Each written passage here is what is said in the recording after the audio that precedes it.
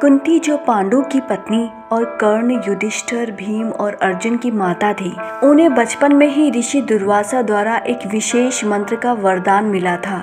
ऋषि दुर्वासा अपनी कठोर तपस्या और कठिन स्वभाव के लिए जाने जाते थे, लेकिन कुंती की सेवा और समर्पण से प्रसन्न होकर उन्होंने यह वरदान दिया कि यह आशीर्वाद दिव्य था। कुंती को बिना दाम्पत्य संबंध के ही संतान की प्राप्ति हो जाती थी।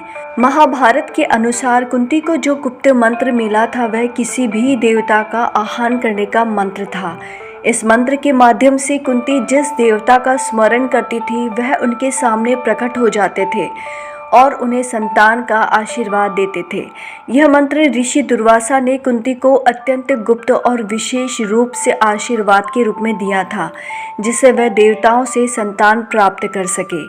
महाभारत में इस मंत्र के शब्द का उल्लेख नहीं किया गया है, क्योंकि यह एक दिव्य और पवित्र आह्वान था जिसे केवल एक विशेष उद्देश्य के लिए दिया गया था, लेकिन यह हमेशा एक रहस्य बना रहा और इसे किसी भी रूप में सार्वजनिक नहीं किया गया।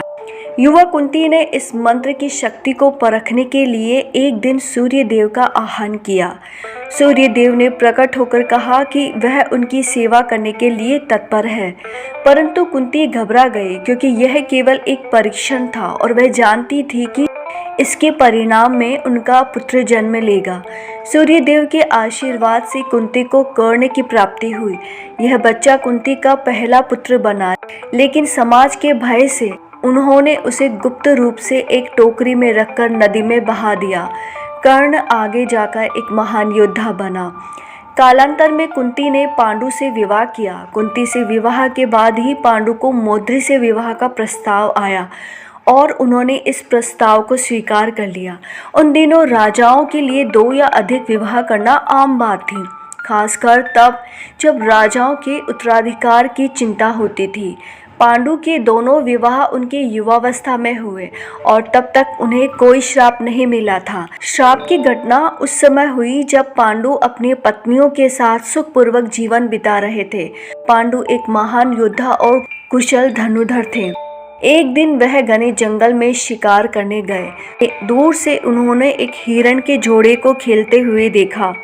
बिना ठीक से देखे उन्होंने अपने बाण से उस जोड़े पर वार कर दिया, लेकिन उन्होंने जब पास जाकर देखा तो वह हैरान रह गए, क्योंकि वह कोई साधारण हिरण नहीं बल्कि ऋषि किंडम थे, जो अपनी पत्नी के साथ हिरण के रूप में जंगल में विचरण कर रहे थे। पांडु के प्रहार से दोनों गंभीर रूप से घायल हो गए। अपने अंतिम क्षणों में ऋषि किंडम ने पांडु को श्राप दिया। उन्होंने कहा कि हे पांडु, जैसे तुमने हमें हमारे प्रेम के बीच में मार डाला, वैसे ही तुम जब भी कभी अपनी पत्नी के साथ होंगे तो उसी क्षण तुम्हारी मृत्यु हो जाएगी।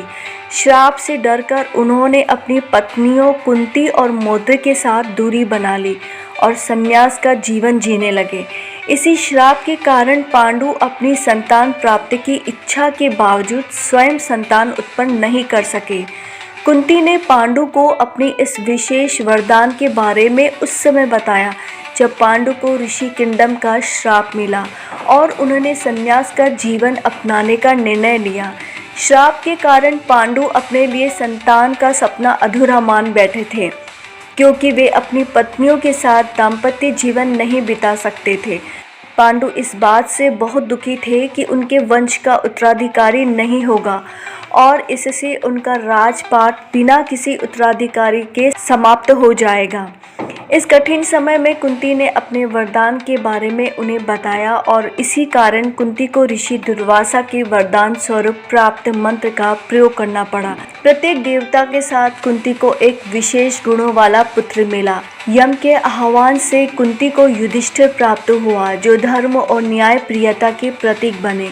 युधिष्ठिर अपनी सत्यनिष्ठता और धर्मपरायणता के लिए जाने गए। वायुदेव का आह्वान से भीम का जन्म हुआ, जो अपनी अद्वितीय शक्ति और बल के लिए प्रसिद्ध हुए। तो इंद्रदेव के आह्वान से अर्जुन का जन्म हुआ, जो महान धनुर्धर और अद्वितीय योद्धा बने। बाद में कुंती ने अपने इस मंत्र को मौद्री को सौंपा, जिन्होंने अश्विनी कुमारों का आह्वान किया। उनके आशीर्वाद से मौद्री को नकुल और सहदेव जैसे सुंदर और गुणवान पुत्र प्राप्त हुए। इस तरह कुंती के गुप्त वरदान ने पांडवों के जन्म का मार्ग प्रशस्त किया और महाभारत के महान योद्धा अस्तित्व में आए। कुंती का यह वरदान एक रहस्यमय घटना थी जिसने उनकी संतानों के जन्म के पीछे की कहानी को एक अनोखी दिशा दी और महाभारत की कथा को नया मोड़ प्रदान किया। यदि ये कहानी आपको अच्छी लगी तो please like, share and subscribe my channel. Thank you.